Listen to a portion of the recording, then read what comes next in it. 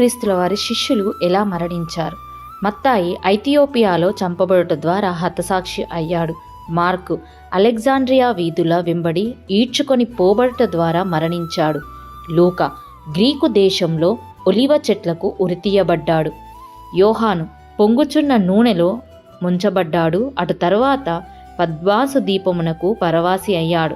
పేతురు రోమా పట్టణంలో తలక్రిందులుగా సిలువ వేయబడ్డాడు. యాకోబు ఒక కొండ శిఖరంపై నుండి క్రిందకు తోయబడి చనిపోయినట్లు కొట్టబడ్డాడు. బర్తలోమై సజీవంగా చర్మము ఒలిపింపబడింది.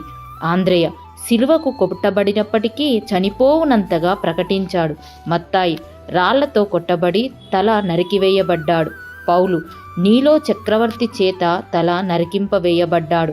తోమ బాణము విసురుట ద్వారా చెన్నై ఇండియాలో మన చేత చంపబడ్డాడు. యాకోబు తల నరికివేయబడ్డాడు. సీమోను సిలువ వేయబడ్డాడు. అందరూ దేవుని కొరకై మరణించారు. మరి మనం దేవుని కొరకు ఏం చేస్తున్నాం? ఆలోచించాలి.